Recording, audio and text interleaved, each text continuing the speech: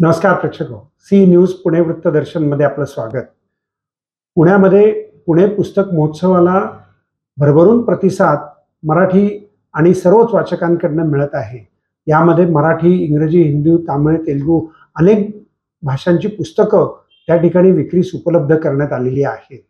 पुणेकरांच्या वतीनं त्या ठिकाणी त्यांचं स्वागत तर करण्यात येतच आहे, परंतु काल रात्री 10 वाजेपर्यंत पुणेकर मंडपातच ठाण मांडून होते। त्या ठिकाणी मनोरंजनाचेही विविध कार्यक्रम, अन्नपदार्थाचे स्टॉल्स असं सर्व काही होतं। मुरलीधर मोहोळ त्या ठिकाणी आले होते।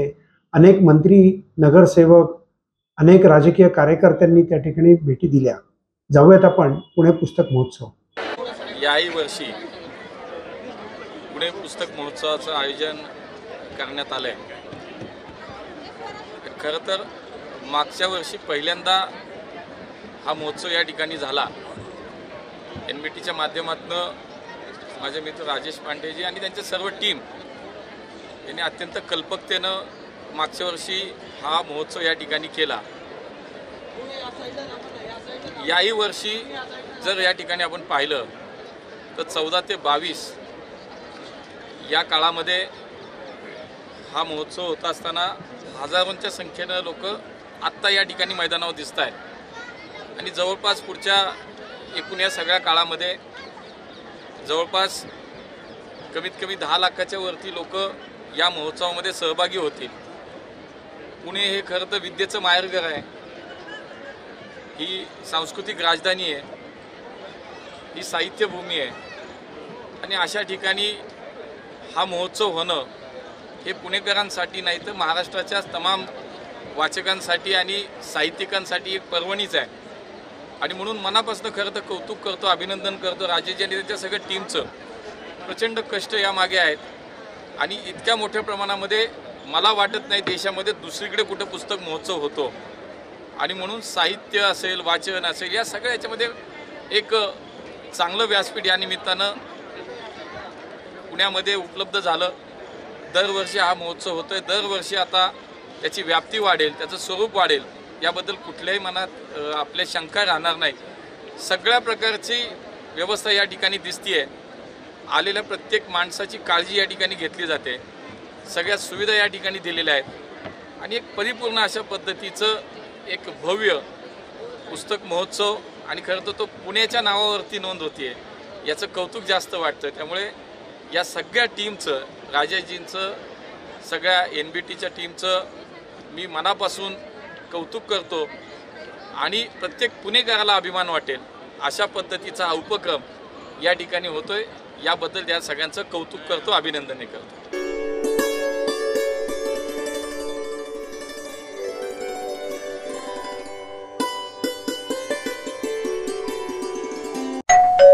अहो उठा ना, ऑफिसला नाही का जायचं? अगं मला आज फ्रेशच वाटत नाही, काही करायची इच्छाच नाही। अहो मग तुम्ही आजपासूनच न्यू युनायटेड फार्मसीचे गुड मॉर्निंग चूर्ण घेणं सुरू करा। अपचन, मलावरोध, बद्धकोष्ठ, आम्लपित्त आणि पोटाच्या तक्रारींवर खात्रीशीर आयुर्वेदिक उपाय गुड मॉर्निंग चूर्ण। 35 वर्षांपासून सगळ्यांच्या पसंतीचे गुड मॉर्निंग चूर्ण औषधांच्या प्रत्येक दुकानात मिळते।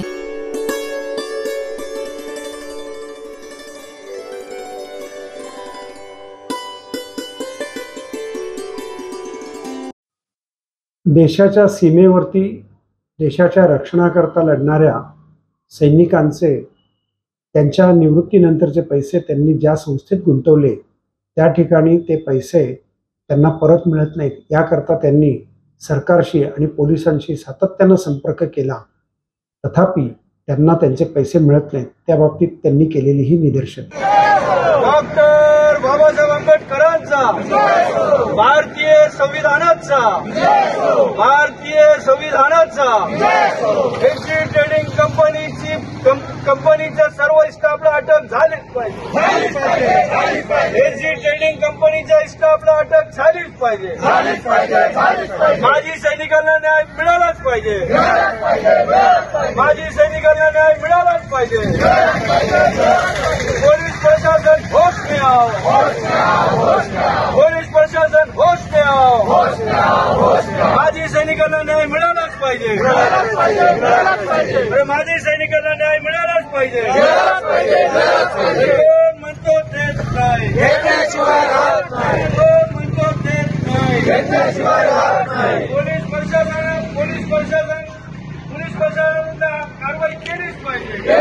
आरोपींना अटक झालीच पाहिजे.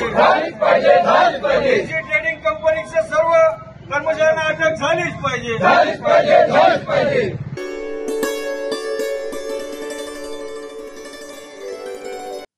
परभणी येथे सोमनाथ सूर्यवंशी या कार्यकर्त्याचं पोलीस स्टेशनमध्ये मृत्यू झाला आणि त्यानिमित्ताने संपूर्ण देशभर त्याची प्रतिक्रिया उमटली. पुण्यामध्येही ती प्रतिक्रिया उमटली. रिपब्लिकन गटाच्या वतीनं त्या ठिकाणी निषेध मोर्चाही करण्यात आला. आठवले साहेबांच्या आदेशानुसार आपण आज या संपूर्ण महाराष्ट्रामध्ये प्रत्येक कलेक्टर कचेरीवरती निषेध अर्ज आंदोलन केलेलं आहोत. त्याच पद्धतीने पुण्यामध्ये आपण आंदोलन करत आहोत. खरं पाहता हे आंदोलन संपल्यानंतरसुद्धा पोलिसांनी दुसऱ्या दिवशी कोम्बिन ऑपरेशन केलं आणि त्याच्यामध्ये भोसरी येथे राहणारा आपल्या पुणे शहरामध्ये राहणारा सोमनाथ सूर्यवंशी या निरपराध मुलाला की जो पुण्यामध्ये त्याला लॉचं ॲडमिशन भेटलं नाही म्हणून तो परभणीमध्ये ॲडमिशन घेऊन शिकत होता आणि अशा या भविष्यामध्ये वकील होणाऱ्या मुलाला कायद्याने जर मारलं असेल तर या देशामध्ये अजून दुसरी काय शोकांतिका असेल.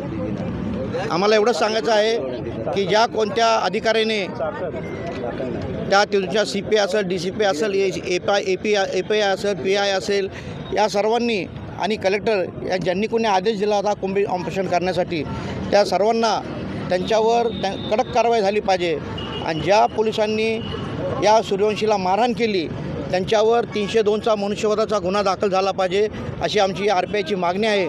भविष्यात जर या लवकरात लवकर याच्यावर जर अंमलबजावणी केली नाही तर भविष्यामध्ये आपल्याला महाराष्ट्र बंद किंवा भारत बंद पाहायला मिळेल.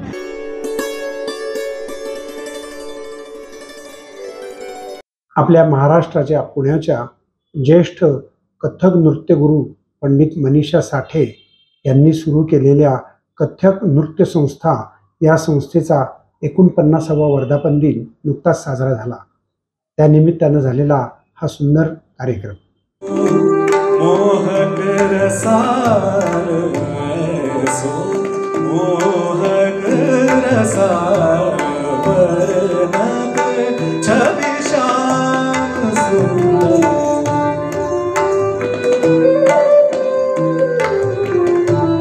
लसत अंग पीत बसन लसत अंग पीत बसन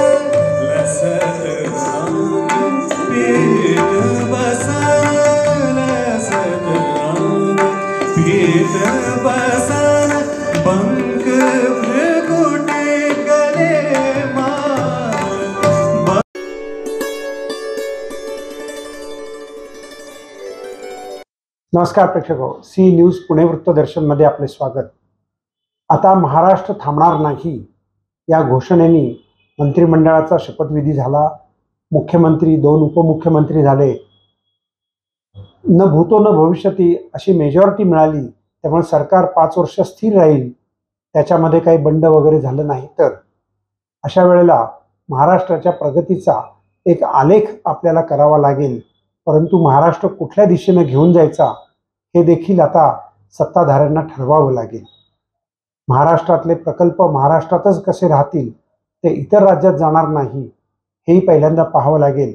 त्याचबरोबर घुसखोर नागरिक जे महाराष्ट्रात लहान लहान तालुका जिल्ह्यातनं गेलेले आहेत ते शोधून त्यांना त्यांच्या मायदेशी परत पाठवायचं, ही मोठी एक योजना त्यांना करावी लागेल. महाराष्ट्रातला गतिमान शासन झालं पाहिजे. त्याचबरोबर उद्योगधंदे वाढीकरता पंतप्रधानांनी एक नुकतीच दिल्लीला बैठक घेतली. त्यात राज्याच्या सचिवांना त्यांनी सांगितलं की लहान लहान गावांमध्ये उद्योगधंदे येतील, त्यांना लागणारं इन्फ्रास्ट्रक्चर आपण तातडीनं पुरवलं पाहिजे. हाही विषय हे मंत्रिमंडळ निश्चित ध्यानात घेईल. पाहत रहा सी न्यूज पुणे वृत्तदर्शन.